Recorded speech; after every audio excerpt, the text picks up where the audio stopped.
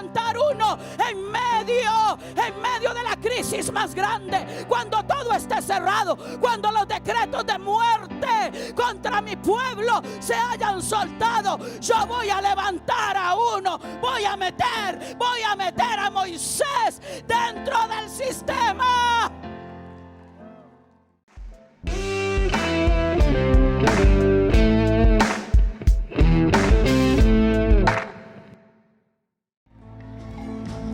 Levante sus manos y diga al Espíritu Santo: yo quiero que tú me levantes en medio de esta nación como uno de los primogénitos, tal y como fue tu deseo desde el principio, cuando dijiste que levantarías una nación de gente santa y que la apartarías para ti. Hoy estamos aquí para cumplir tu deseo, ser una generación, ser una nación sacerdotal, que las vestiduras sacerdotales le sean devueltas a Puerto Rico, que la vestidura que le fue quitada por la religión y el legalismo, que las vestiduras que fueron puestas de fariseísmo caigan ahora y empiece a manifestarse el real sacerdocio sobre esta nación. Aleluya, aleluya, aleluya.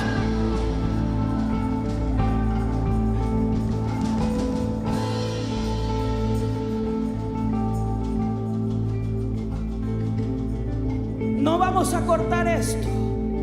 Simplemente voy a fluir en la unción. Vamos a ir. Voy a ir fluyendo en la unción, pero le voy a ir soltando la palabra. Si gusta, usted puede sentarse.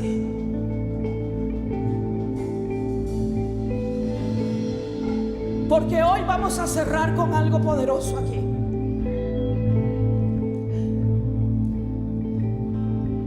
La primera manifestación en la escritura de un primogénito. Si le pueden bajar un poquitico el volumen, gracias.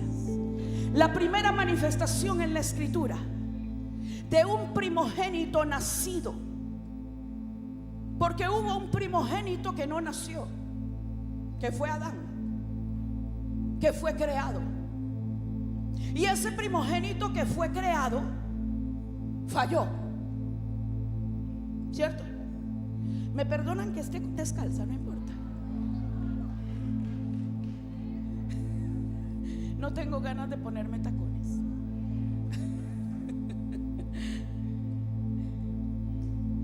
Ese primer primogénito falla.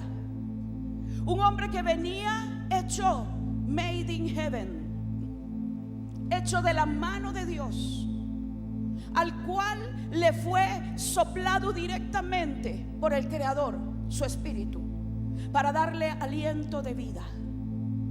Ese hombre, el primero, falla, es expulsado del huerto con su esposa, y estando fuera del huerto, ellos tienen un primogénito. El primogénito de los hombres, de los seres humanos, fuera del huerto fue, ¿quién fue? Caín. Usted sabe la importancia del primogénito, porque el primogénito es el que abre la brecha y es el que tiene la bendición de recibir una doble porción. Tiene la doble porción de la herencia.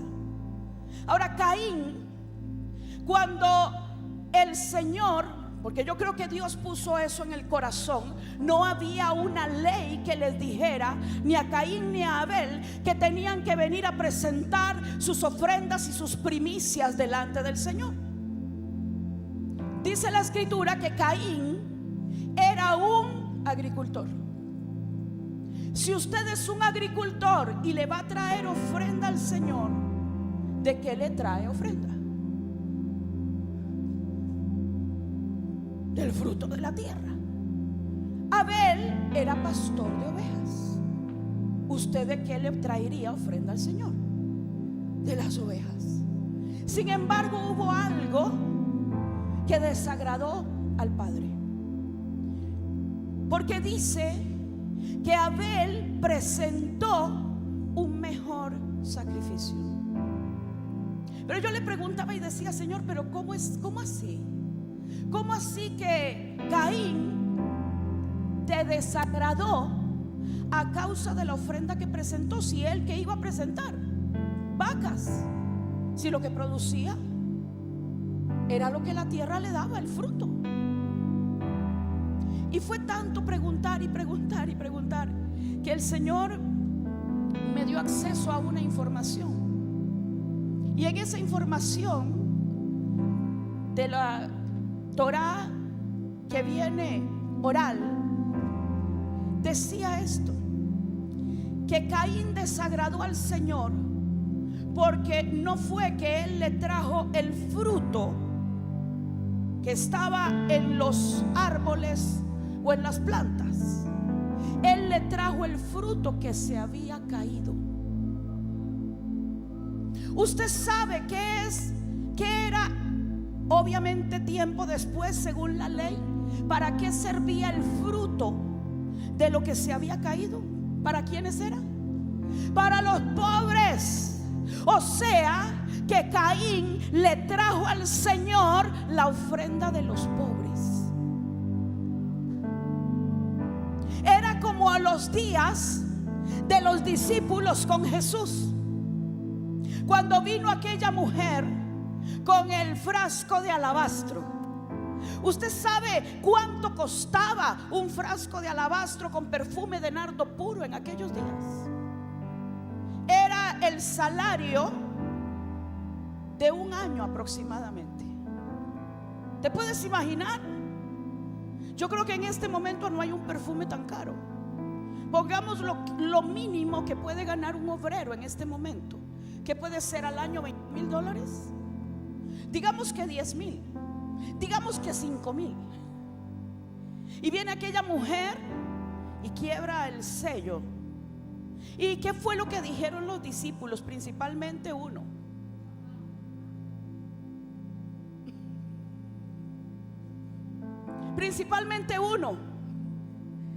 tenga cuidado con la gente codiciosa, con la gente que ama el dinero y que lo retiene, porque esos caminan en el espíritu de Judas. Tener cuidado. ¡Qué desperdicio! El mismo espíritu de Caín. ¿Qué desperdicio es este? Debimos de haberlo vendido y darlo a los. Jesús les dice: ustedes, por causa de que no entienden lo que esta mujer sí entendió, a los pobres siempre los tendrán. ¿Usted está entendiendo eso? Hasta el día de hoy eso es así, porque todavía la gente no entiende la dimensión de lo que es traerle a Dios lo mejor. Ahora, no le voy a hablar de ofrendas, no es mi punto, pero es que a través de esa ofrenda, ese primogénito del ser humano desagrada tanto a Dios y su alma se corrompe de envidia, porque él envidió el sacrificio, la ofrenda que su hermano había traído, que ganó la complacencia del corazón del Señor, porque Dios se complació en lo que hizo Abel. Y entonces Caín empezó a albergar envidia, y por la envidia, los celos, planificó la muerte de su hermano. Ahora, el primer primogénito de la humanidad, la puerta, la primera fuerza del hombre, asesina a su hermano. La tierra abre su boca para recibir la sangre del primer hombre asesinado a causa de una ofrenda. Y el Señor, cuando me hablaba sobre esto, ¿sabe? A mí me sacudió la vida entera.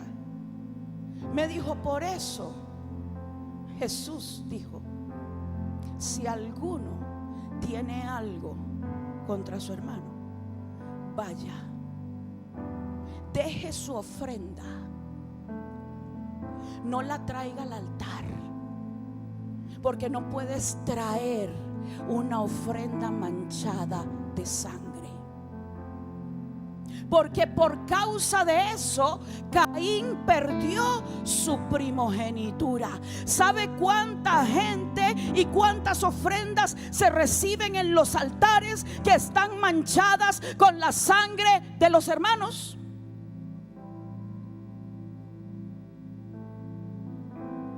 Y queremos orar por la tierra. Cada vez que se murmura, se chismorrea, se critica al hermano, usted está hiriendo la tierra con la sangre de un hijo de Dios. Y entonces vamos y oramos por la tierra. ¿Y qué es lo que pasa? La tierra se vuelve contra nosotros.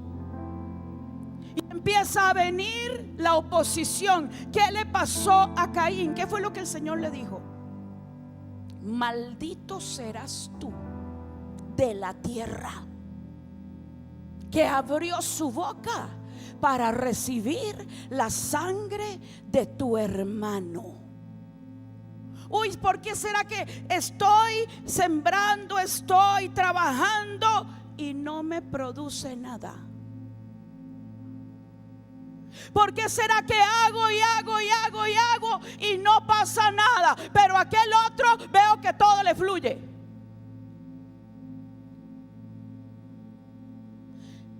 Apóstol, ya se me quedaron callados.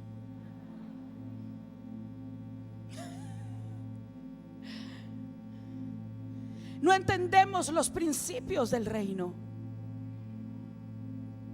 Cuando no entendemos los principios del reino, pasamos quebrantándolos de manera permanente y quejándonos y llorando por lo que no vemos manifestado. Esta es una temporada donde el Señor quiere limpiarnos de la sangre que muchas veces hemos tenido en nuestras manos. Estamos en la fiesta de Sukkot. Yo no dormí prácticamente nada, dormí muy poco esta noche. Me desperté muy temprano y volví a escuchar lo que el Señor me dijo hace unos días atrás, cuando estaba en Costa Rica y oraba por esta temporada. Y empecé a orar y a decirle: Señor, envía tu lluvia, envía tu lluvia. Esta es la temporada de las lluvias, la lluvia temprana. Y entonces el Espíritu de Dios interrumpió mi oración. ¿A cuántos les ha pasado que el Espíritu Santo los interrumpe mientras usted está orando? Como diciéndole: ¿usted está segura de lo que está pidiendo? Y el Señor me dijo: mi lluvia viene sobre justos e injustos. Mi lluvia, así como la lluvia natural, no es selectiva, me dijo. Va a venir sobre semillas buenas y sobre semillas malas. Porque la lluvia, cuando cae, no dice: voy a humedecer el trigo, y la cizaña no. Llueve tanto para el trigo como para la cizaña. Y creo que estamos a punto de ver, aunque hoy me dieron una explicación muy hermosa sobre esto, se la voy a presentar desde la perspectiva de la agricultura. Cuando Jesús dijo: los campos están blancos. ¿Para qué? Para la siega. ¿La siega de qué? La cosecha del trigo. ¿Alguien aquí ha visto alguna vez un campo sembrado de trigo? Cuando usted lo ve, el campo de trigo, el trigo no es blanco. El trigo se ve doradito. Entonces, ¿por qué Jesús dijo que los campos estaban blancos para la siega? Porque ese campo estaba plantado de cizaña, y lo primero que se ve es la cizaña. Porque la cizaña tiene una pelucita blanca. Yo no sé a cuántos le dijeron alguna vez: vamos a ir, te voy a enviar al campo blanco. No, a mí no, gracias.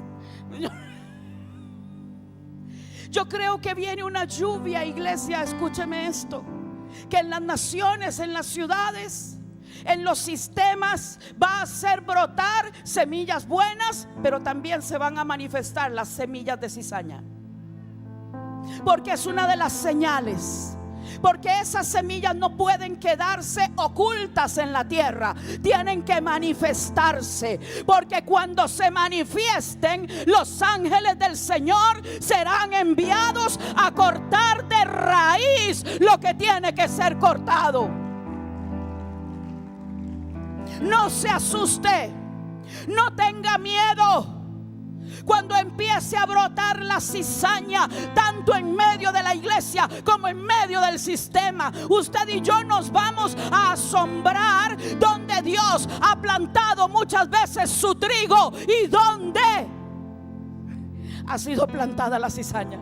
Usted se va a encontrar trigo para Dios donde menos lo piense, y se va a encontrar la cizaña bien metida aún dentro de las congregaciones cristianas por gente religiosa e hipócrita que ha vivido en falsedad toda la vida. El Señor me dijo: es tiempo. Yo no sé qué va a pasar. En el 2019 el Señor me dijo en el mes de octubre: algo va a suceder en marzo. Y yo lo profeticé, y me dijo: porque las potencias de los cielos están siendo conmovidas,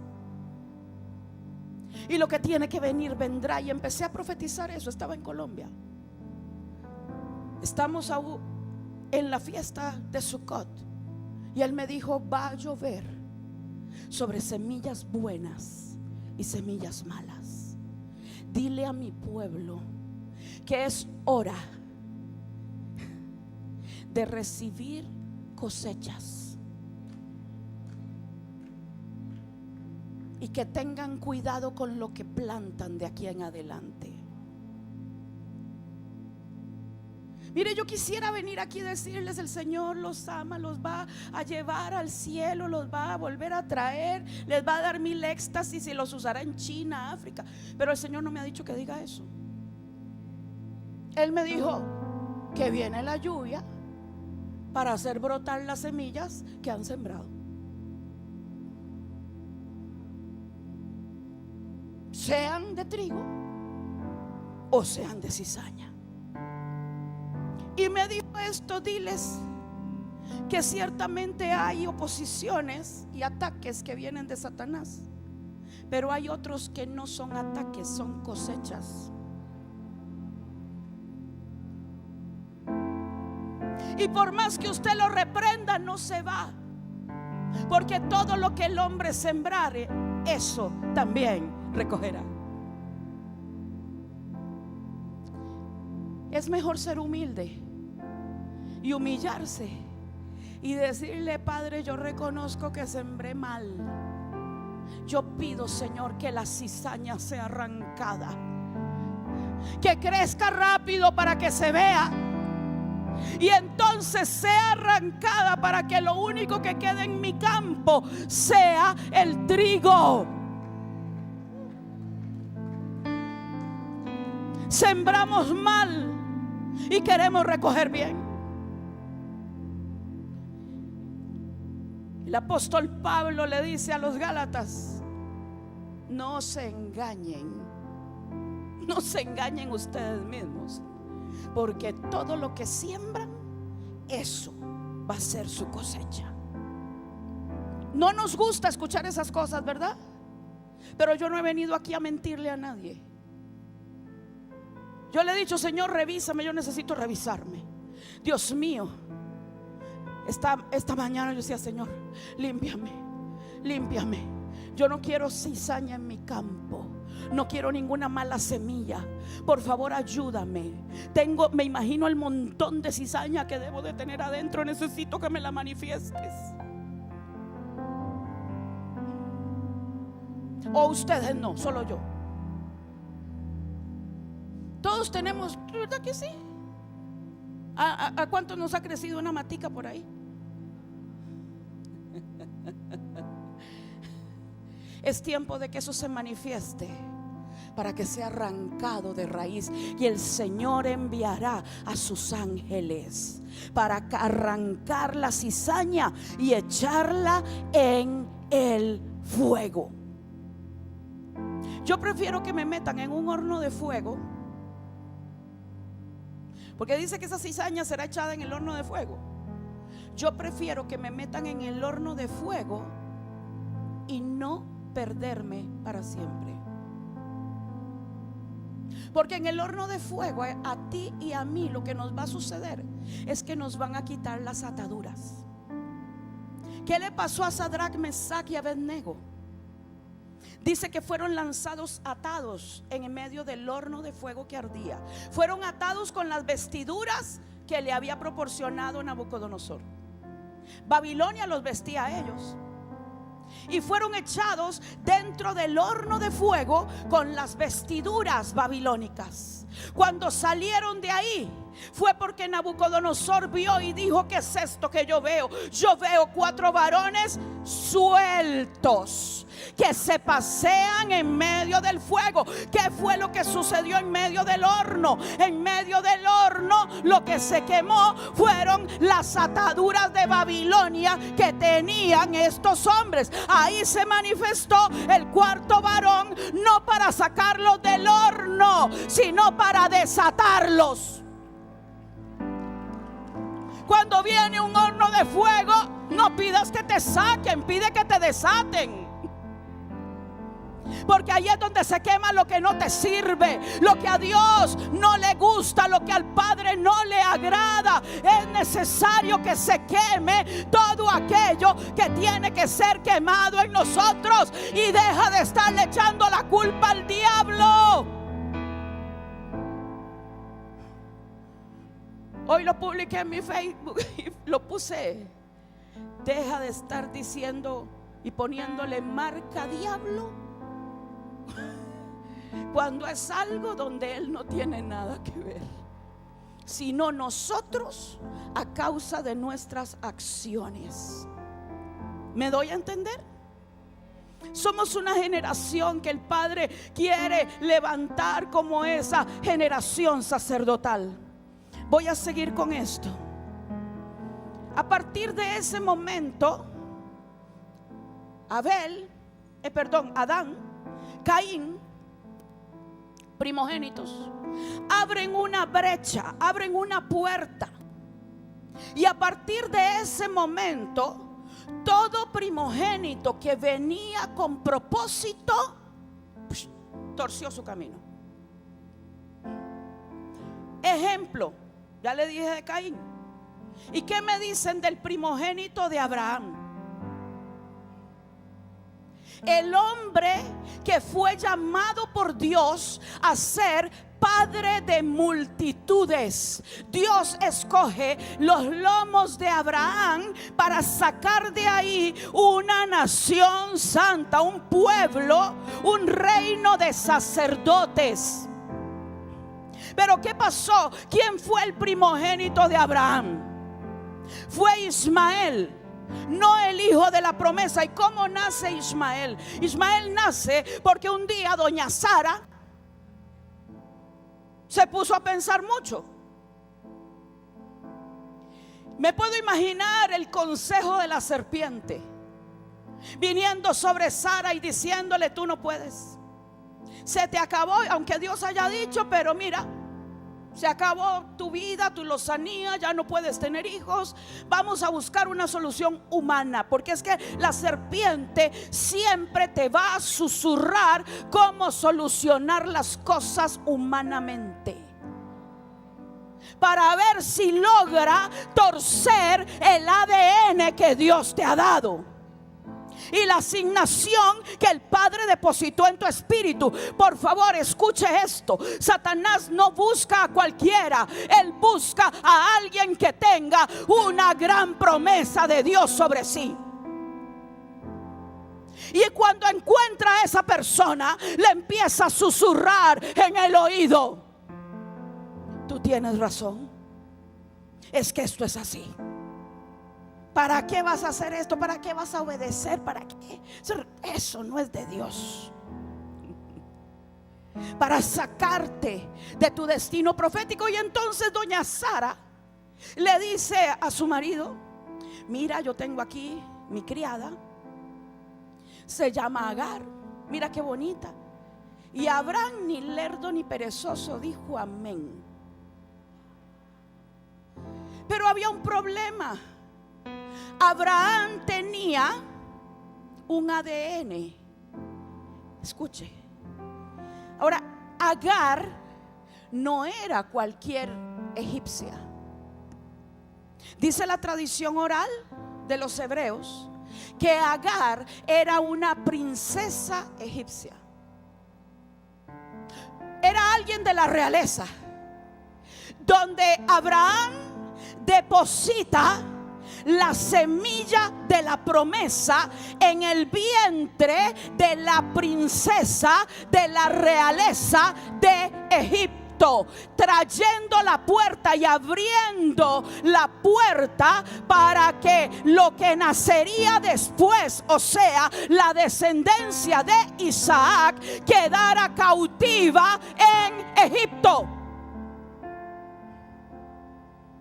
¿Usted está entendiendo cómo opera esto?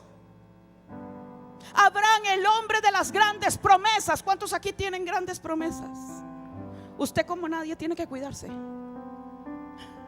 porque el enemigo siempre va a tratar de ponerle lo fácil, lo que le gusta, lo agradable. ¿Para qué vas a esperar tanto tiempo? Hazlo a tu forma, hazlo a tu manera. Hazlo conforme lo hace por aquí o lo hacen por allá, invalidando la guía del Espíritu Santo para hacer las cosas como el cielo dice que tienen que ser hechas. Abraham abre esa puerta, y si usted se da cuenta, tanto, Ismael, el primogénito, ¿fue para Dios ese primogénito? Usted no sabe lo que fue para mí cuando el Padre me habló y me dijo: hija, nunca ningún primogénito fue para mí. Yo me ataqué a llorar. Todos los primogénitos me fueron robados. Por eso tuve que levantar a los segundos, porque los primeros me fueron quitados. Ya le voy a ir explicando. Nace Isaac. ¿Y cuál fue el primogénito de Isaac? Esaú. Esaú, del cual siempre decimos: qué bárbaro Esaú, cómo vendió la primogenitura por un plato de lentejas. Pero es que Isaac, para bendecir a Esaú, le dijo: tráeme un plato de comida. Tú no puedes jamás, como ministro ni como padre espiritual, entregar primogenituras ni bendiciones a gente que te llena el vientre. No es por lo que te dan, es por asignación del cielo, es por señalamiento divino. La primogenitura es algo que no se compra. Isaac le dice, y me llama la atención porque dice que Isaac estaba en su lecho y le dice: antes de que yo muera. ¿Cuántos han leído eso? Yo me lo imaginaba moribundo, agonizante. No, vivió como 20 años más. Lo que tenía ganas era de que le llenaran el vientre. Si me traes esto, yo te voy a dar la primogenitura. Yo te voy a bendecir. La primogenitura no, porque ya la tenía. Yo te voy a bendecir. Pero escucha esto: cuando Rebeca, que es el tipo, la tipología de una generación que ha escuchado lo que el Dios que hizo el cielo y la tierra habló, dice que Rebeca escuchó lo que su esposo Isaac quería hacer, y entonces tomó a su hijo Jacob, el segundo, porque ella había oído cuando ella estaba embarazada y había incomodidad en su vientre. Ella fue a buscar del Señor y el Señor le habló y el Señor le dijo: 2 naciones hay en tu vientre, el mayor servirá al menor. Ella arriesgó todo y dijo: no me importa lo que me pase. Si me sueltan una maldición, no me interesa. Yo voy aquí a hacer lo que el Dios poderoso dijo que sería. No es sobre Esaú, aunque también es mi hijo. Es sobre Jacob que está el señalamiento del cielo. Isaac se había quedado ciego. ¿Sabe lo que me dijo el Señor un día? Me dijo: alguien se va a quedar ciego. Yo iba entrando a la iglesia, iba a predicar un domingo, y a veces a mí el Señor me dice cosas que me asustan. Y yo le dije: ¿cómo que? No, Señor, le dije, a mí no me hagas eso, porque ya yo me imaginaba que alguien se iba a quedar ciego en la reunión, como gran señal. No, yo no quiero. Me dijo: alguien se va a quedar ciego. Y digo: ay, Padre. Me dijo: sí, porque si Isaac no se queda ciego, Jacob nunca recibe lo que le pertenecía por derecho del cielo. El Señor dejará ciego a quien tenga que dejar, para que tú y yo recibamos lo que tenemos que recibir cuando caminamos dentro del pacto con el Todopoderoso. Recuerdo que solté esa palabra y empecé a hablar y a decir: alguien se va a quedar ciego en migración, porque necesitas documentos. Creo que fue en Londres eso. Sí, fue en Londres. Porque necesitas documentos. Y dice el Señor que Él dejará ciego a alguien para darte lo que tienes que tener. Había una familia colombiana, estaban con orden de deportación. La mujer, la esposa, creyó la palabra, se fue a migración con orden de deportación. Imagínense, hay que tener pantalones. Y le dijeron: ¿usted tiene orden de deportación? Sí. Pero aquí estoy, porque vengo por mis documentos. Y el oficial le dijo: entrégueme los papeles de su familia. Les dieron la ciudadanía. Usted se puede, ni residencia. Se saltaron todos los procesos, porque cuando Dios tiene que dejar ciego a alguien, lo deja ciego para cumplir el propósito de eternidad. Yo no sé usted, pero yo creo en ese nivel de sobrenaturalidad del Padre. Ahora mire qué tremendo. Jacob es disfrazado de Esaú. Qué triste es que a veces hay que disfrazarse de lo que no somos para ver si un padre ciego entrega la bendición.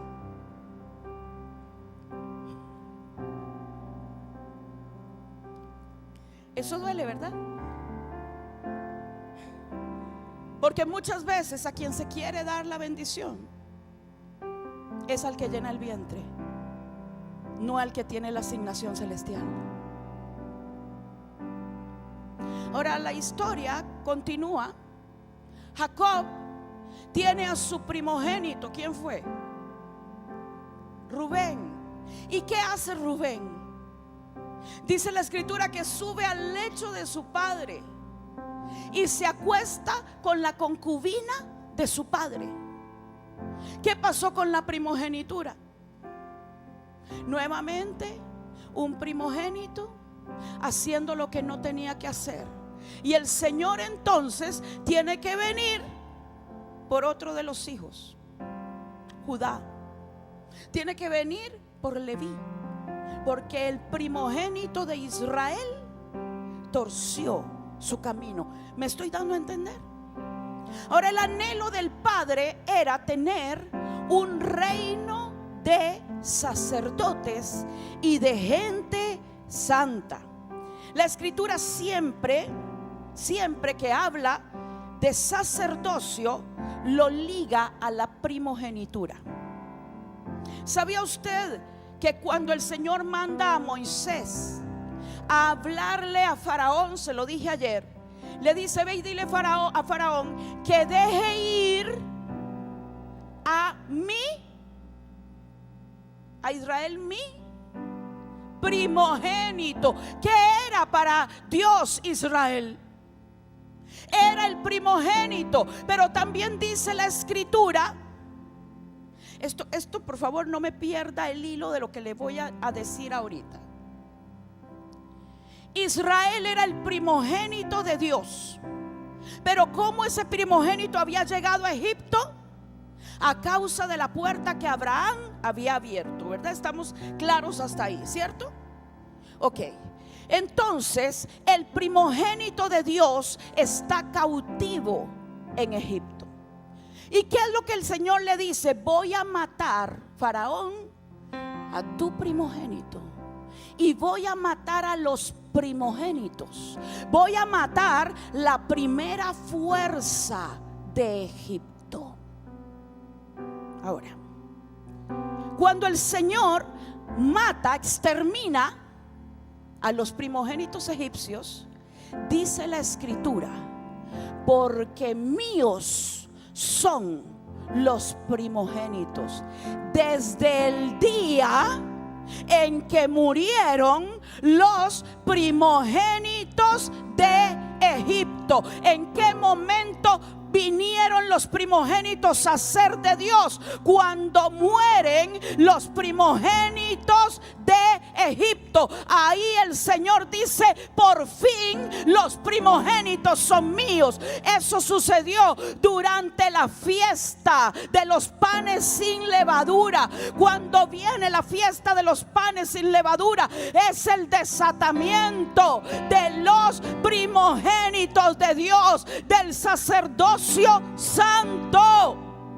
Por eso Yeshua muere en medio de la fiesta de los panes sin levadura. ¿Por qué? Porque está levantando la congregación de los primogénitos, la gente santa, una generación de sacerdotes en medio de las naciones de la tierra, y nos liberta de la cautividad del reino de las tinieblas durante esa temporada. Ahora, cuando el Señor hace morir a los primogénitos de Egipto y Él dice que Israel es su primogénito, también dice otra cosa: porque yo tomaré a la tribu de Leví en lugar de todos los primogénitos de Israel, y constituye a los levitas como sacerdotes de la nación, bajo la bendición de los primogénitos. Antes de que esto sucediera, el Señor juzgó. Por eso es tan importante que seamos limpios de todo tipo de idolatría, porque antes de liberar a los primogénitos, el Señor juzga a cada uno de los dioses egipcios. Cada plaga fue un castigo a un dios. ¿Por qué? Porque ellos estaban atados por los dioses que gobernaban el tiempo, las 12 casas zodiacales de los egipcios. Y el Señor le dice a Moisés: este será para ustedes el principio del año, el primer mes del año. Y ahí el Señor los saca del movimiento de tiempo de Egipto y le da a la nación de Israel un calendario, le da un tiempo y dice: este será el primer mes del año para ustedes. Y durante este mes van a tener esta festividad, porque en esta festividad yo los saco del gobierno de los dioses que operan en el tiempo.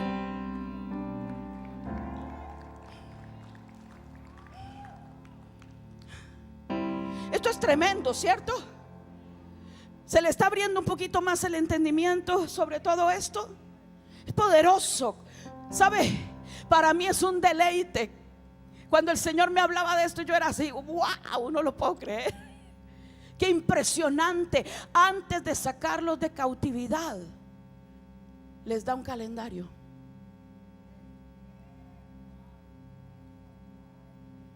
Por eso hay pueblo de Dios que ya se salió de las estructuras de Grecia, de Roma, Babilonia y Egipto, porque están siendo soltados hacia una nueva dimensión de libertad, hacia una nueva dimensión de sacerdocio, hacia una nueva dimensión de gloria. ¿Para qué? Para poder poseer aquello que el cielo dijo que era tuyo y que era mío. En el momento que los primogénitos son consagrados para el Señor, esos primogénitos se constituyen en el sacerdocio de la nación de Israel. Ahora, ¿usted jamás se ha preguntado por qué Faraón no murió en la plaga de los primogénitos? Mire, yo es que soy bien preguntona y todo me lo ando preguntando siempre. Y entonces yo le decía: Señor, pero ¿por qué Faraón no se murió? Porque se supone que para que esté en el trono, si no murió Faraón, ¿por qué era? Porque no era primogénito. ¿Quién era el primogénito? Dios se la hizo al diablo.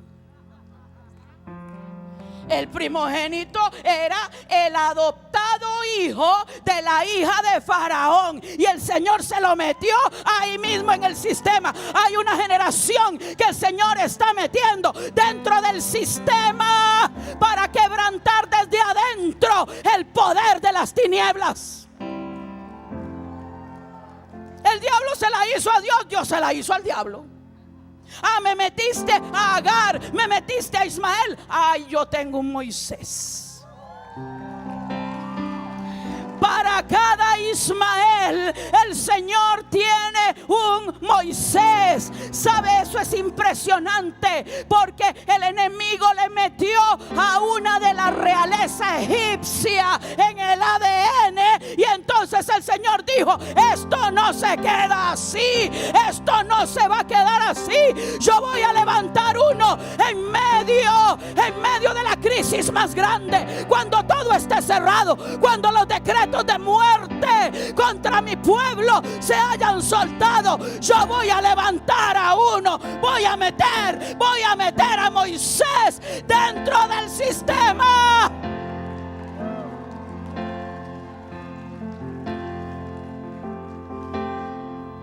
Dígame usted si nuestro Padre no es espectacular,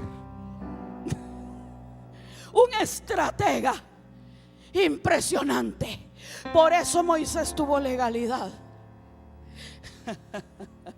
para abrir la puerta, para sacar a toda la nación de Israel, porque él era el que legalmente tenía la primogenitura.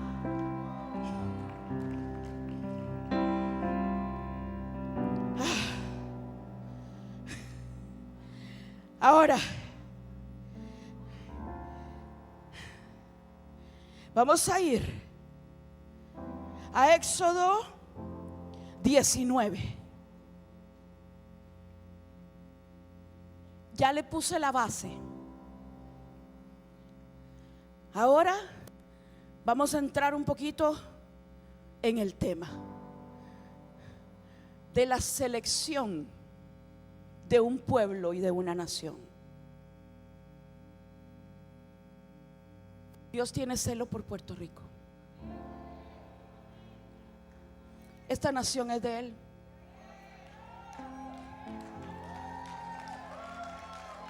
Y aunque parece que se torció el ADN, el Señor va a hacer algo para enderezarlo. No me pregunte qué, pero Dios lo hará. Él tiene celo por esta nación. Él tiene celo por esta tierra, porque esta tierra le fue dedicada, le fue consagrada. No en vano la oración, no en vano los ayunos, no en vano las vigilias. No fue en vano. Éxodo 19, 5. La invitación del Señor, no a una tribu, no a un hombre, a una nación. El Señor está llamando a naciones.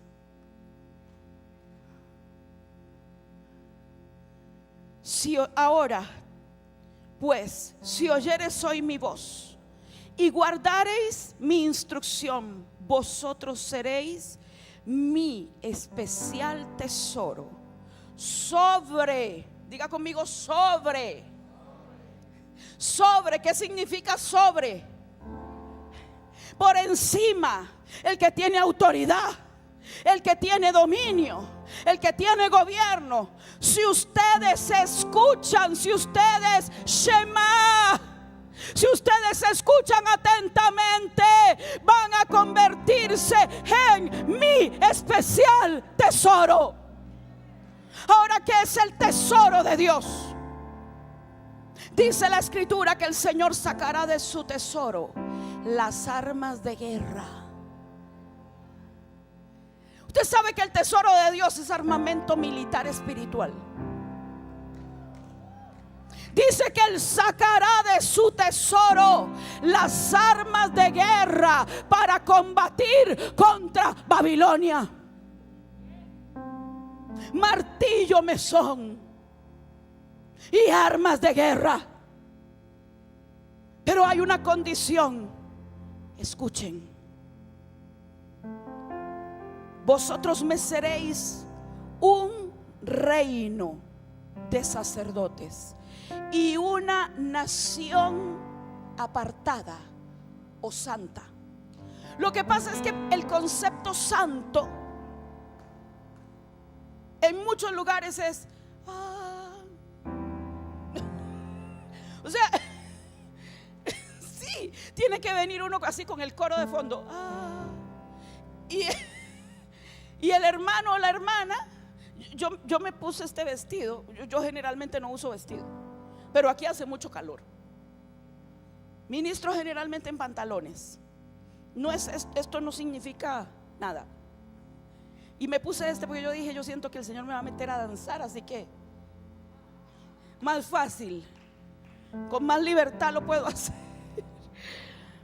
No tiene que ver con trapos. Tiene que ver con trapos, ni con el tamaño de tu cabello, ni con maquillaje o no maquillaje. Si usted no se lo quiere poner, no se lo ponga, pero deje en paz a los que sí nos gusta. Yo es que a mí me gusta, no sé, como brillar. Digo, Señor, esto es aplicable solamente en esto. Yo sé que yo soy así como medio árbol de Navidad, que me gusta puras luces por todo, pero me gusta eso. ¿Y qué puedo hacer desde niña? Imagínate que mi niña, mi hija menor que tiene 14 años, cuando era bebé, la primera palabra que dijo fue maquillaje. Maquillaje, no papá, no mamá, maquillaje. Es que lo traemos en el ADN. Ok, dice: mi especial tesoro sobre todos los pueblos, porque mía es toda la tierra, y vosotros me seréis un reino de sacerdotes y una nación santa. Estos son los mandamientos que darás a todos los hijos de Israel. Y todo el pueblo respondió a una y dijeron: todo lo que Jehová ha dicho haremos. Y Moisés refirió a Jehová las palabras del pueblo. Escucha atentamente. ¿Será que Dios no había escuchado lo que el pueblo dijo? ¿Por qué Moisés tenía que decírselo? Es que yo tengo comunicación directa. ¿Para qué tengo que rendirle cuentas a una cobertura?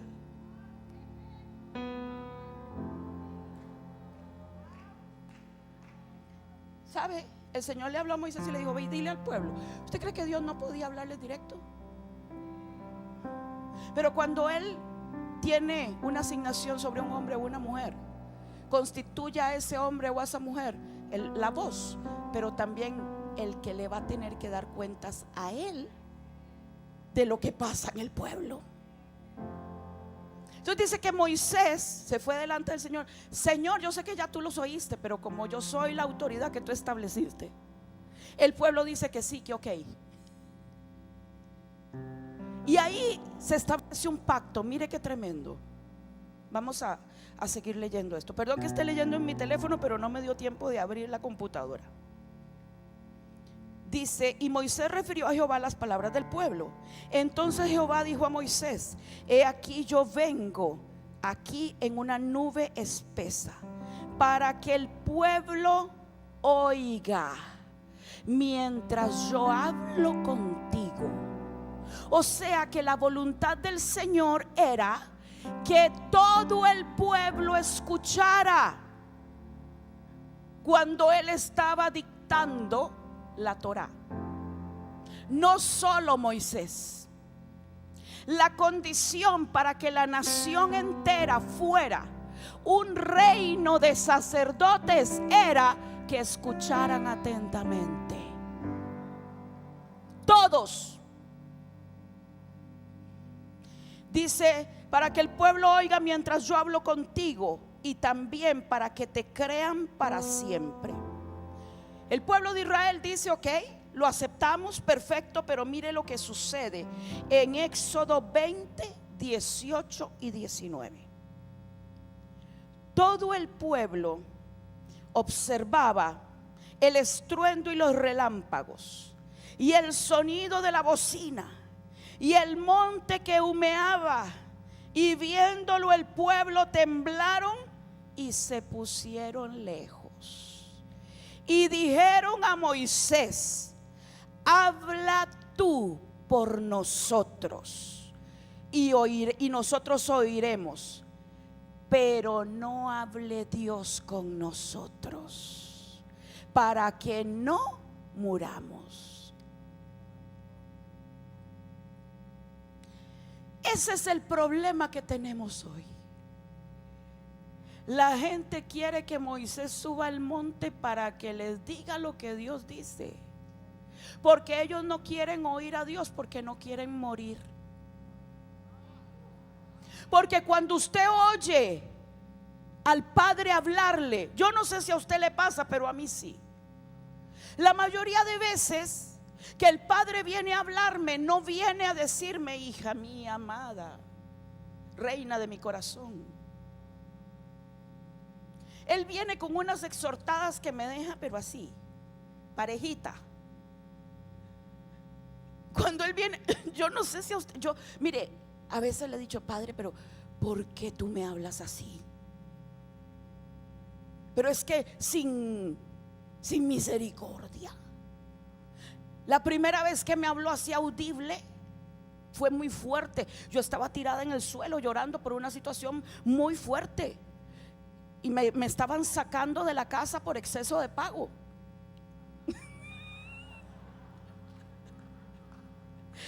En los años formativos, y yo estoy en el piso llorando cuando la policía viene a entregarme la citación de desahucio. Mis años formativos fueron muy fuertes, de dependencia 100% en el Señor. Y yo estoy en el suelo: Señor, yo vine aquí porque tú me dijiste, tú me metiste en esto. Y empiezo a clamar y a llorar, y yo escucho audible una voz, pero que me sacudió y me dijo con voz de trompeta fuerte, regañándome: ¿por qué clamas a mí? ¿Y a quién voy a ir?, le dije, si solo tú tienes palabras de vida eterna. Me dijo: pues no clames a mí, no me pidas que yo haga por ti lo que ya yo hice. Levántate, sécate las lágrimas. ¿Acaso no sabes que te di una vara de autoridad? Ordénale al mar rojo que se abra, porque yo he determinado que pases en seco al otro lado. Entra en 3 días de ayuno, y en 3 días de ayuno verás mi gloria. Sabe, fue impresionante, porque en 3 días yo vi la mano de Dios, pero me tuve que levantar y tuve que sacudirme de: pobrecita yo, ¿cómo sufro? No sé si le pasa, pero cuando veo la autoconmiseración en alguien, me dan ganas de sacudirlo. ¿A cuántos les pasa? ¿O seré yo? Necesito liberación o algo. Pero es que me dan. Deje de llorar. No sabe que le han dado una vara de autoridad en su mano para que usted declare la palabra y para que lo que usted dice se ejecute en el mundo natural y usted vea la gloria de Dios. A mí el Señor me dijo: no me pidas que yo haga lo que ya yo hice. Ejecútalo, ejecútalo, ejércelo. Desata esa autoridad que tienes por dentro. El pueblo rechaza escuchar de manera directa a Dios. Y le repito esto: el pueblo de Dios de este tiempo se ha acostumbrado a estar escuchando solamente los mensajes que otros les traemos. Lo correcto debería de ser que usted hoy, cuando está sentadito ahí, pueda estar diciendo: gracias porque me confirmas lo que me has hablado. Gracias porque esto es una confirmación de lo que yo tenía en mi espíritu, de lo que tú me hablaste cuando estábamos cara a cara, tú y yo. ¿Cuántos quieren ser esa nación, ese reino de sacerdotes, gente que ministra delante de Dios, pero que también gobierna? Gente que tiene la capacidad que tenía David, porque él fue rey y sacerdote. Gente que, como Melquisedec, que le hablé ayer, puede entregar, puede desatar ofrendas de paz entre el cielo y la tierra. Porque eso es lo que hace un sacerdocio del orden de Melquisedec. Trae la paz entre el cielo y la tierra, como lo hizo Jesús por medio de la sangre en el madero. Él trajo paz, reconciliación. ¿Qué quiere decir eso? Sanidad de la tierra y de las naciones. Gente que sabe ministrar delante del Padre, pero que sabe gobernar. Gente que ejecuta lo que el Padre está susurrando, lo que Él está hablando. El problema es que cuando el Padre nos habla, nos sacude. Todo se mueve en nuestra vida. Empieza a caerse aquí, empieza a caerse allá, empieza a caerse todo. Por eso el pueblo dijo: no queremos que nos hables, porque cuando tú nos hablas, todo se sacude en nuestra vida. Mejor que se le sacuda solo a Moisés y que él nos cuente. Por eso el Señor no me llamó a ser pastora. De verdad. Usted se puede imaginar cuando he tenido pueblos que el Señor me ha dado, desde jovencitos, niños, se convierten en soldados. Porque no puedo, yo necesito que se despierte el espíritu de los valientes, que se despierte esa generación que Dios puede usar en medio de las naciones de la tierra para traer un cambio, una transformación, gente que vaya demostrando el poder de Dios sobre la tierra, no solo palabras, porque el reino no consiste en palabras, sino en poder del Espíritu Santo. Le decía que David cumplió ese requisito. David, cuando iba trayendo el arca del pacto de la casa de Obed-edom, ¿recuerdan ustedes? De la casa de Obed-edom, dice que venía con un efod. Se había despojado de sus vestiduras, él era el rey, pero para ministrar delante del arca tenía que ser sacerdote. Tiempo atrás, dice que el arca del pacto, esto es tremendo, había una clase sacerdotal de la casa de Elí. Fue el tiempo donde el arca fue llevada cautiva con los filisteos, ¿cierto? El arca fue llevada al templo de Dagón. Escuche, muchas veces para el Señor es mejor irse a dar un paseíto al templo de Dagón que quedarse en medio de casa de sacerdotes impíos.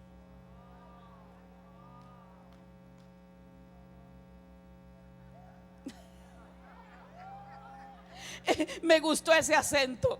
Eso dolió.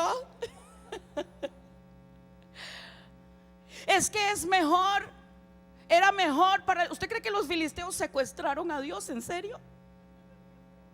¿Usted cree que se lo llevaron así amarrado, el arca del pacto, la gloria de Dios? Secuestramos al Dios de Israel. No.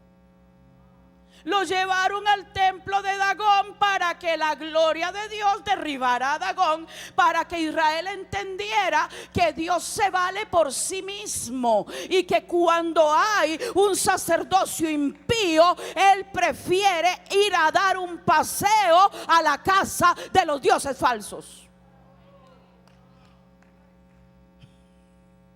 Yo sé que es fuerte. Los sacerdotes filisteos dicen: vamos a retornarle el arca a Israel porque aquí nos vamos a morir todos. Les habían salido tumores. En la versión original dice que les salieron hemorroides. Y fue grande el clamor de los filisteos. Y tomaron, dice, 2 vacas que criaban y las uncieron a un carro nuevo y las despidieron camino hacia Bet-Semes.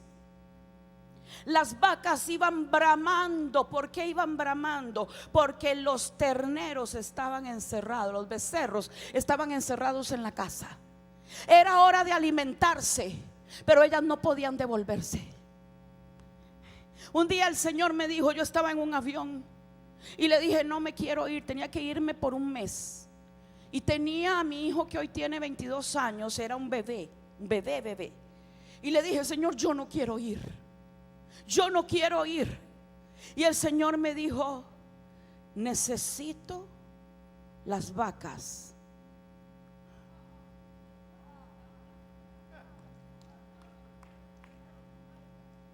¿Qué le dice usted? Necesito una vaca. O sea, me dijo vaca. Necesito una vaca recién parida que quiera retornar mi presencia a su lugar original. Me dijo: hija, si me das esto, yo me voy a glorificar. Yo me fui llorando. Entendí lo que las vacas sentían. Me fui llorando porque dejé a mi bebé. Dejé a otro de mis hijos que tenía 1 año y resto, mi hijo especial con síndrome de Down. Yo iba llorando, iba bramando, pero el Señor me dijo: necesito gente que sea como esas vacas, que estén dispuestos a dejar lo que más aman con el fin de traer mi gloria donde mi gloria tiene que ser colocada.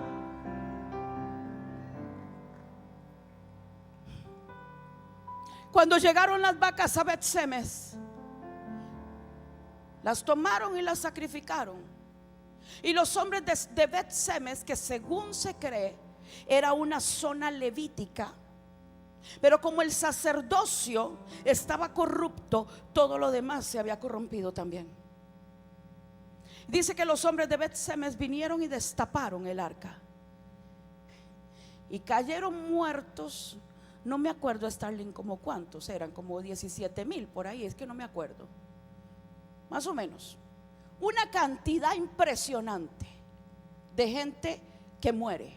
Entonces ellos dicen: no queremos el arca aquí. Perdón, eran los de Kiriat Arabá.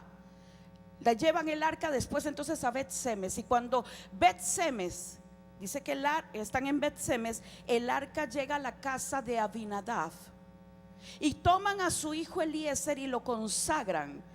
¿Qué quiere decir eso? Quiere decir que la casa de Abinadab era una casa de sacerdotes. Pasa todo ese tiempo, fueron alrededor de entre 72 y 76 años. De los días de Samuel, del gobierno de Saúl, pasan más o menos 70 y resto de años. Y el arca del pacto está en la casa de Abinadab. Un día David tiene el sentir y dice: voy a traer el arca a la ciudad, la voy a traer a Jerusalén, voy a retornar la presencia a donde tiene que estar. Y entonces David hace todo un movimiento glorioso, ¿no? Danza, alabanza, músicos. Dice que venían Ahío y Usa. Ellos eran posiblemente nietos de Abinadab, hijos quizá de Eliezer, hijos o nietos, bisnietos, porque habían pasado muchos años. Dice que ellos venían, Usa y Ahío. Ahora, si Abinadab era sacerdote, ¿qué eran Usa y Ahío? Sacerdotes. Pero mire, dice: y Ahío guiaba el carro, porque resulta que David pone el arca en un carro nuevo con unos bueyes. Usa, dice la escritura, que hubo un momento donde los bueyes tropezaron, y entonces el arca se iba a caer, y Usa metió la mano y cayó muerto. ¿Qué era Usa?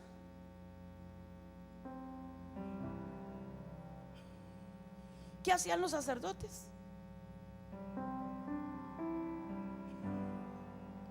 ¿Qué hacían? Los sacerdotes se acercaban al arca, los levitas la llevaban, ¿cierto? Y no los mataba, pero porque a Usa sí lo mató. Es tan impresionante porque una cosa es llevar el arca en los hombros y otra cosa es tratar de sostener las cosas de Dios en fuerza humana. Una cosa es portar la gloria de Dios aquí, y otra cosa es tratar de, se me cae, voy a sostenerla. Yo le voy a decir algo, porque eso lo recibí cuando venía para acá. Veníamos en el auto y el Señor me lo trajo.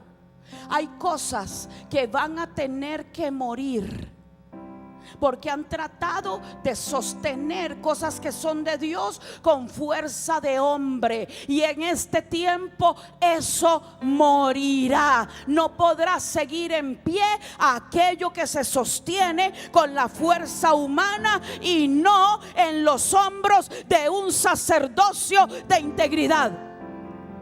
Ahora, mientras David está en eso, la escritura dice, perdóneme que no le lea todos los pasajes, pero la escritura dice que David tenía cánticos, tenía gente que cantaba, gente que tocaba instrumentos, gente que estaba ahí alabando y adorando, y había gran gozo y todo mundo feliz. Pero se murió un sacerdote. Usted no compra a Dios con canciones. Escuche, yo sé la importancia de la adoración, pero he visto gente alabar y adorar a Dios que lo hacen de manera incorrecta. Sienten la presencia, porque la presencia de Dios viene y toca hasta el impío más impío, pero eso no es garantía de haber agradado el corazón del Padre. No es garantía. David tenía todo eso y se murió Usa. Ahora, David, cuando ve aquello, tiene miedo, tiene temor. Dice: no, yo no me traigo el arca a Jerusalén, porque aquí nos morimos todos. Entonces David le dice a su gente: van a llevar el arca a la casa de Obed-edom, Geteo. O sea, Geteo era de la misma región de donde había venido Goliat. O sea que Obed-edom era un filisteo. O sea, yo no sé qué usted hubiera hecho. Bendiciones, Obed-edom, shalom. Saludos del rey David, tu amigo. Dice David que necesita un favor tuyo. A ver si es posible que tú le guardaras unos días. Tarán. Mira, acaba de matar más de 10,000. Mató a más de 10,000. Se acaba de morir un sacerdote. Te habrán contado tus abuelos o bisabuelos que cuando la trajeron, todos se llenaron de hemorroides. Pero dice David: a ver si se la recibes en casa. ¿Qué hubiera hecho usted? Yo le hubiera mandado a decir: no me quieras tanto. O sea, menos mal que eres mi amigo. Meter el arca del pacto en la casa, siendo un filisteo. ¿Qué nivel? Pero Obed-edom no se negó. Obed-edom dijo: tráiganla. Dice la escritura que 3 meses estuvo el arca del pacto en la casa de Obed-edom. ¿Y qué fue lo que sucedió con la casa de él? Dice que Dios lo bendijo. Dice que Dios lo prosperó. Detengámonos. ¿Cuántos años en la casa de los sacerdotes? Entre 72 y 76. ¿Cuántos meses en la casa de Obed-edom? En la casa de los sacerdotes ni siquiera una gallina puso huevo con yema doble. Pero en la casa de Obed-edom, el filisteo incircunciso, dice que el Señor lo bendijo en todo, lo prosperó. Y yo le pregunté: Señor, esto no tiene sentido para mí. Me dijo: es que él se arriesgó. Él sabía que mi presencia lo podía matar, pero no le importó. Él quería mi gloria, aunque mi gloria lo matara, aunque mi presencia lo matara. Eso era lo que él anhelaba, tener mi gloria en su casa. Y me dijo: hija, yo estoy levantando las casas de Obed-edom, porque son el la antesala de lo que viene sobre muchas ciudades y muchas naciones. Habrán ministerios que no les importa que digan de ellos cualquier cosa, que vengan y los censuren, que vengan y los difamen y los calumnien. Me dijo, habrán ministerios que serán como la casa de Obed-Edom, que abrirán su puerta para que mi gloria los visite sin importar nada.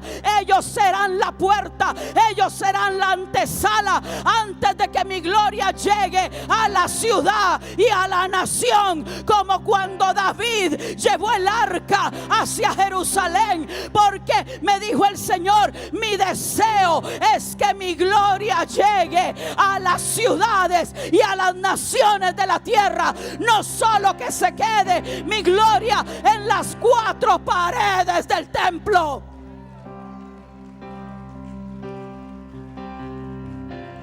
Obed-Edom se arriesgó. Obed-Edom no le importó nada. Por eso usted ve la generación de Obed-Edom sirviendo en el templo de Salomón. No eran sacerdotes, no tenían el ADN, pero tenían el corazón, tenían el espíritu alineado al corazón del Padre. Entonces, cuando David ve la señal, ¿cuántos quieren tener una casa señal? Cuando David ve la señal y dice, el Señor bendijo en todo Obed-Edom, quiere decir que ya el Señor se quedó. Alguien le agradó. Y David entonces dice, vamos de nuevo, pero esta vez no vamos a ir con una carreta, porque el problema cuando murió Usa no fue solo que tocara el arca, es que David copió el modelo de los filisteos. Y para llevar la gloria de Dios no se pueden copiar modelos filisteos, no se puede copiar lo que está allá afuera, porque la gloria de Dios no se transporta en carreta filistea, sino sobre los hombros de un sacerdocio santo, que donde quiera que va transporta la presencia del Dios que hizo el universo. Y dice la escritura que David se despojó de su dignidad de rey y se puso un efod. Yo me imagino que dentro de él decía, por aquello que los levitas no estén como muy alineaditos, aquí me pongo yo el efod. Yo dejo de ser rey para convertirme en sacerdote. Y David iba danzando con todas sus fuerzas hasta llevar el arca del pacto a la ciudad. ¿Usted entiende cuál es el objetivo de Dios para ese sacerdocio santo? Vamos a traer la gloria al templo. Vamos a traer la gloria al templo. Vamos a traer la gloria al templo. ¿Cuál fue el modelo que el Señor dijo que iba a restaurar en los últimos tiempos? Él no dijo, voy a restaurar el modelo del arca de Noé. Tampoco dijo, voy a restaurar el modelo del tabernáculo de Moisés. Ni siquiera el del templo de Salomón. Yo hubiese escogido el templo de Salomón, todo multiplicado por 7. Pero él dijo, no, yo voy a restaurar el tabernáculo de David y lo haré como en los tiempos pasados, como en los días antiguos, para que el resto de los hombres conozca al Señor. No hay expansión sin tabernáculo, y no hay tabernáculo sin sacerdocio. Cuando él dice, voy a restaurar ese tabernáculo, yo le pregunté, Señor, ¿y por qué? ¿por qué ese? Si era una tiendita, era una sucá. Era una sucá. Y él me hizo algunas preguntas y me dijo: ¿quién le dio los diseños del arca a Noé? Yo le dije: tú. ¿Quién le dio el diseño a Moisés? Tú, Señor, en el Sinaí le dijiste hasta los colores y hasta la ropa interior de los sacerdotes, se lo diseñaste, tú hiciste todo. Y me dijo: ¿quién le dio el diseño a Salomón?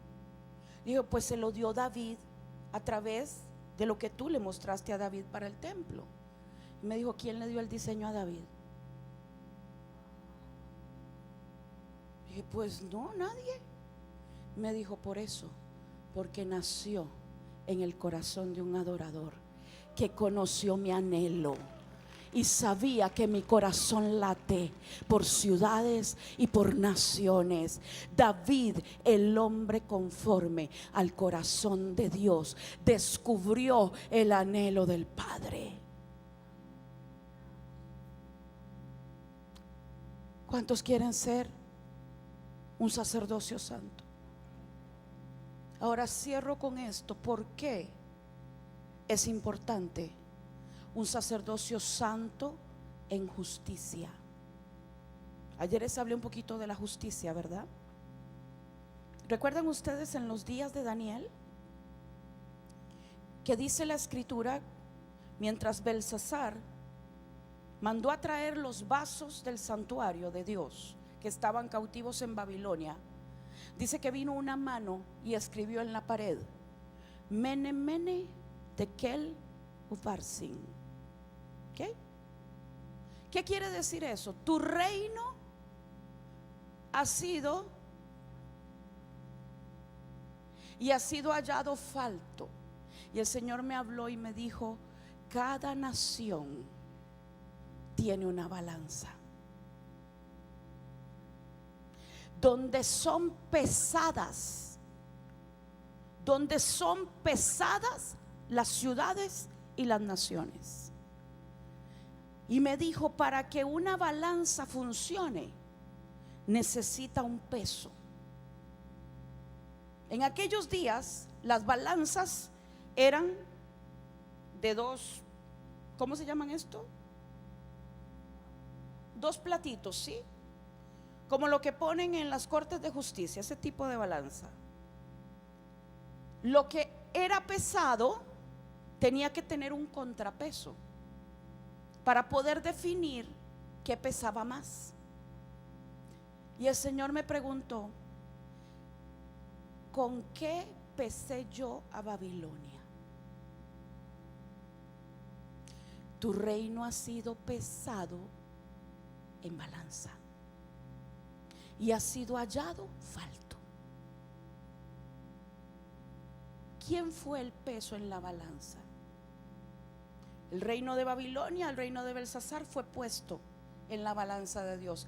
¿Quién cree usted que fue el contrapeso? Daniel. Daniel el justo.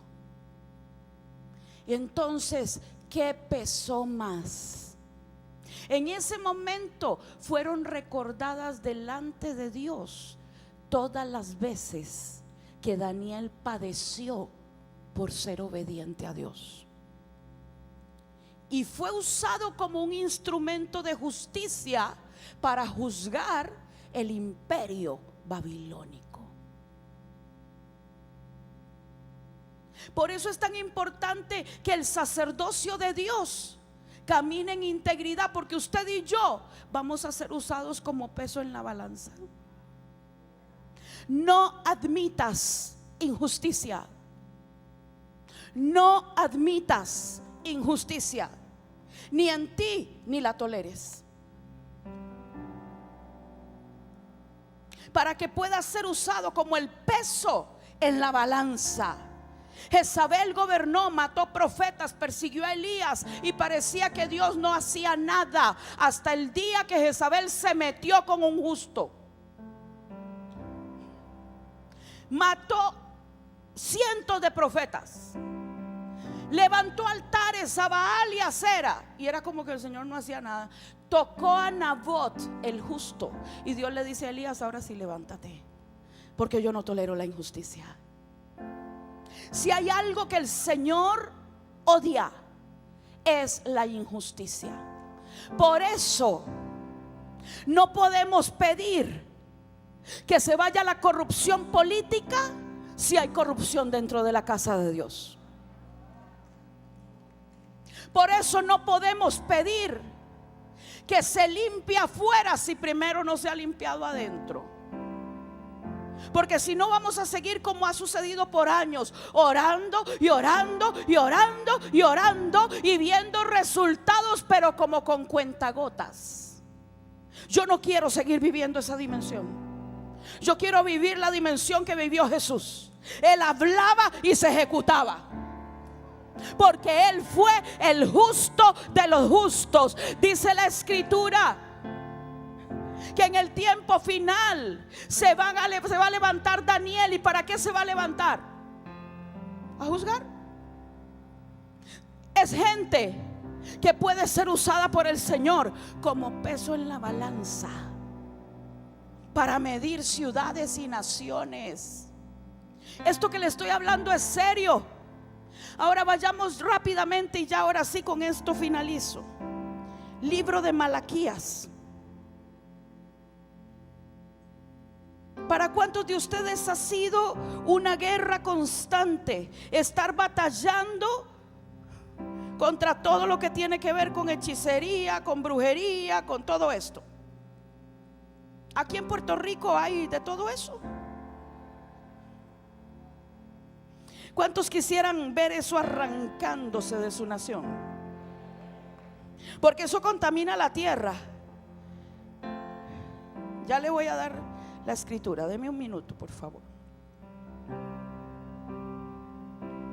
Malaquías capítulo 3.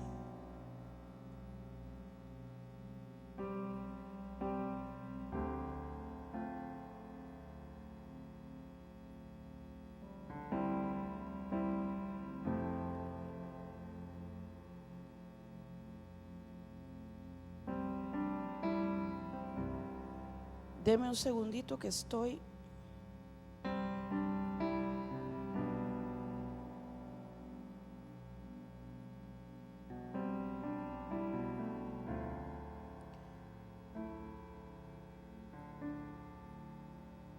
Porque no lo tenía anotado.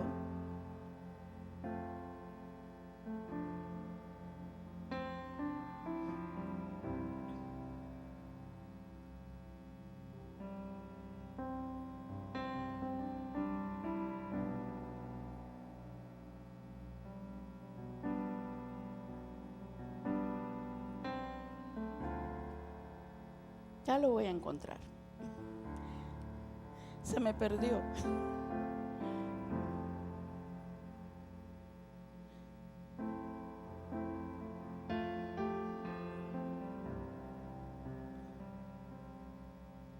Malaquías 3. Sí, es la 3. Dice: he aquí yo envío mi mensajero, el cual preparará el camino delante de mí, y vendrá súbitamente a su templo el Señor, a quien vosotros buscáis, y el ángel del pacto, a quien deseáis vosotros. He aquí viene, ha dicho Jehová de los ejércitos. ¿Y quién podrá soportar el tiempo de su venida? ¿O quién podrá estar en pie cuando Él se manifieste? Porque Él es como fuego purificador y como jabón de lavadores.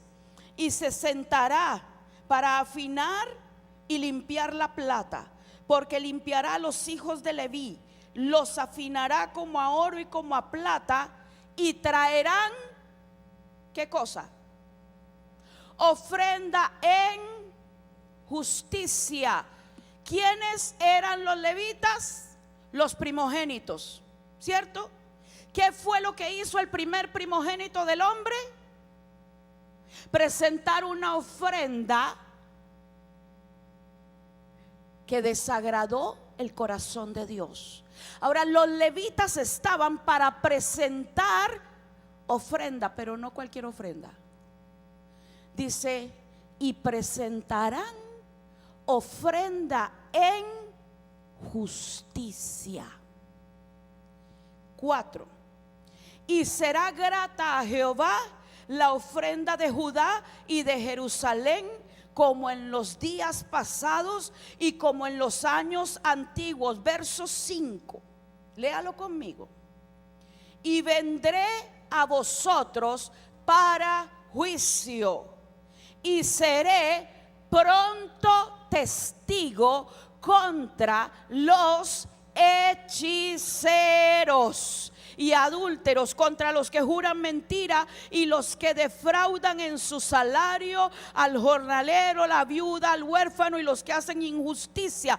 ¿Qué es lo que está juzgando el Señor aquí? Cuando hay un sacerdocio que presenta ofrenda en justicia. No dice, van a tener que meterse 40 días en oración y ayuno para que yo venga y los juzgue. No, dice, preparen, ellos presentarán, después de que yo los pase por el fuego, después de que yo los limpie, después de que los purifique, van a venir delante de mí a presentar no la ofrenda de Caín, sino una ofrenda en justicia que será puesta en la balanza de la nación. Y entonces voy a pesar a los hechiceros, a los brujos, a los injustos, serán pesados en balanza. Y Dios mismo será testigo contra ellos.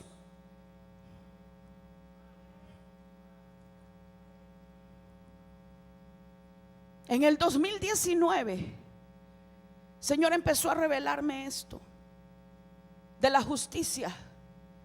Y me visitó varios meses y me dijo esto: profetiza, porque vienen días donde voy a conmover aún a los astros, y los astros vendrán en ayuda de mi pueblo, como en los días de Débora. El cántico de Débora, capítulo 5 del libro de Jueces, dice que sobre sus órbitas pelearon las estrellas contra Sísara, y no eran ángeles, porque los ángeles no tienen órbita.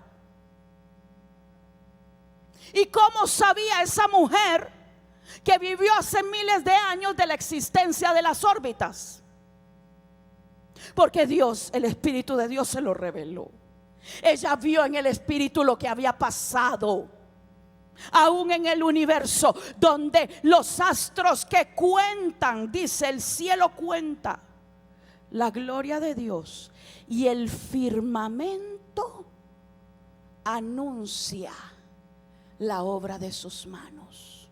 Y el Señor me dijo: Satanás ha usurpado el diseño que yo le di al universo, pero he aquí que levanto una generación que será como Débora, que se va a levantar en medio de la crisis.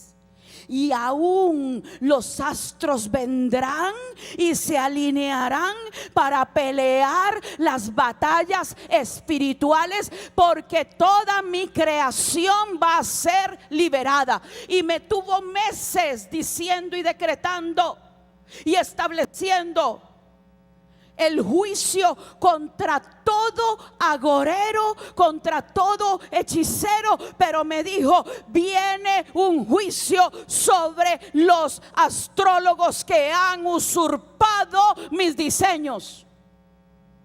Y me metió en una guerra de varios meses profetizando y decretando. Aún desde las órbitas empiezan a pelear las estrellas a favor de tu reino. Empiezan a anunciar lo que tú estás declarando. ¿Quién anunció el nacimiento de Jesús?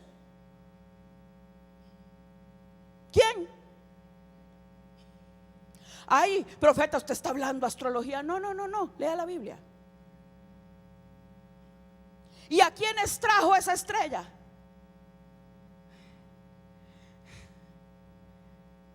A los reyes, bueno, a los magos de Oriente.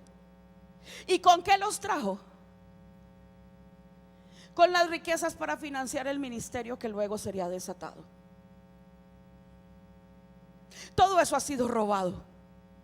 Todo eso ha sido quitado, pero se levanta ese sacerdocio al cual aún lo que está en los cielos, lo que está en la tierra, lo que está en los aires, nos va a servir, porque nos va a servir, porque la creación y la creación aún son las estrellas. La creación gime y aún está con dolores de parto. Y quiero decirle algo: cuando el Señor me metió en ese clamor de meses, era como un parto, era como estar pariendo. Iba a veces en un avión y empezaba y decía: Señor, que no me lleven presa.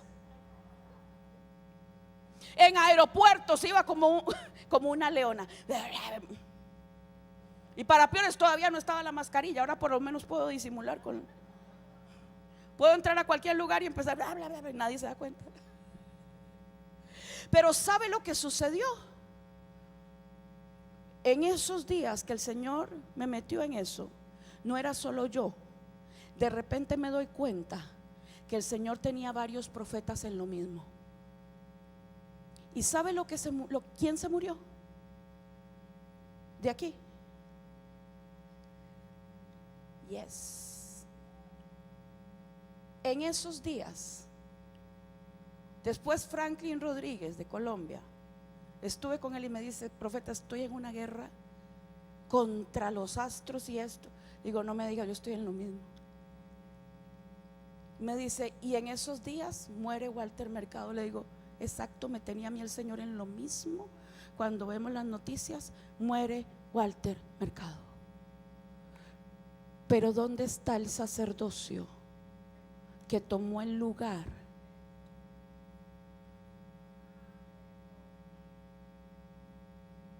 Porque los profetas somos llevados a pelear batallas ahí. Pero ¿dónde está el sacerdocio en la nación que dice: no voy a permitir que nadie más tome esa posición? Porque esa posición es para la iglesia. En el mundo espiritual, cuando un trono de las tinieblas es soltado, alguien tiene que venir a tomarlo.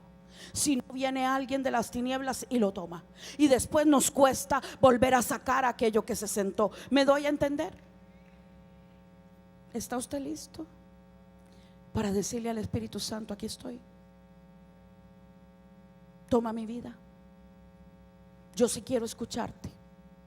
Yo sí quiero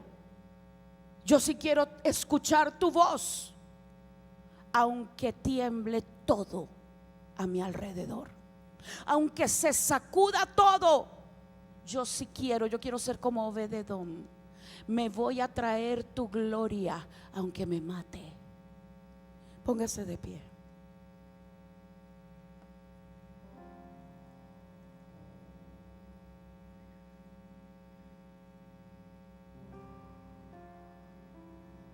Hoy usted tiene que subir a la presencia de Dios,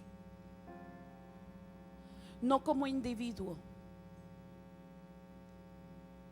Aquí tiene que subir la nación. Aquí tiene que subir Puerto Rico a decirle: Señor, aquí está el sacerdocio, o esta porción de sacerdocio de Puerto Rico. No vengo solo yo representándome a mí, vengo por mi nación, vengo por mi país, a pedirte primeramente perdón, porque hemos pasado años sin entender a lo que hemos sido llamados, a ser una nación sacerdotal. ¿Está escuchando? Una nación sacerdotal. No sé si están por ahí los adoradores que puedan venir.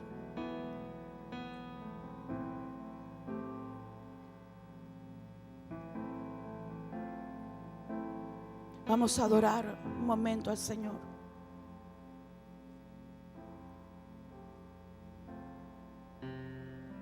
Para esta fiesta de tabernáculos, el Señor me dijo, y creo que se lo compartí el primer día, y me indicó que debíamos de subir a la fiesta. Cuando digo subir, usted entiende No es que vamos a subir a algún lado, que vamos a subir en adoración. Me dijo: suban como Costa Rica, presenten la nación delante de mi trono, preséntense como nación. Y le conté cómo tenemos trajes típicos y todo listo para subir como nación este lunes y presentar nuestra tierra y decirle: Padre, aquí estamos. Nos hemos equivocado, lo hemos hecho mal, hemos hecho todo mal, pero aquí estamos, límpianos, que tu agua venga. Y no importa si tienen que brotar esas semillas, pues ¿qué le vamos a hacer? Que broten, pero que tus ángeles se apresuren a arrancar toda la cizaña. Nos sometemos a tu disciplina, a tu corrección, pero ten misericordia. Nosotros entendemos que hemos fallado, que hemos hecho lo malo, pero venimos a través de tu mérito, amparados en tu obra, pero confesamos nuestro pecado delante de ti. Lávanos, límpianos y entréganos esa palmera, esa palma que le era entregada a aquellos que habían ido a juicio. Y cuando salían del juicio, si eran declarados inocentes, salían con la palma en su mano y la movían. Porque en el tribunal se había dicho: son inocentes. Por eso dice que había una multitud vestida de vestiduras blancas, con palmas en sus manos. Este es el tiempo en Sucot donde se movían las palmas, declarando que la nación había sido perdonada. Tal vez hoy no tenemos palmas aquí, pero tenemos manos. Yo le voy a pedir que usted empiece a mover sus manos en la fe, diciéndole: papá, nosotros creemos que tú derramas tu misericordia sobre Puerto Rico. Hoy movemos nuestras manos. Perdónanos, perdónanos. Vamos, dígaselo. Usted es Puerto Rico. Usted tome el lugar de manera identificativa con su nación.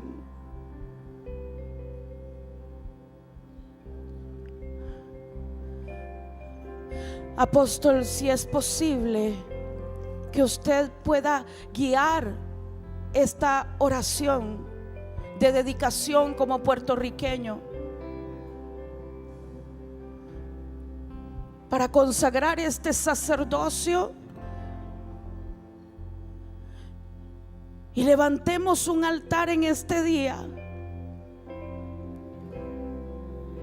porque esa ofrenda será presentada como ofrenda en justicia.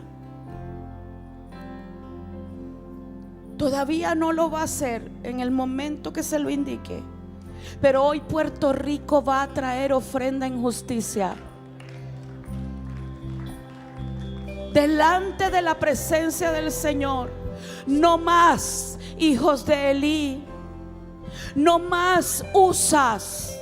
Es un sacerdocio. Yo, dijo el Señor, me suscitaré un sacerdote fiel que haga conforme a mi alma y conforme a mi corazón. Levantó entonces el sacerdocio de Samuel.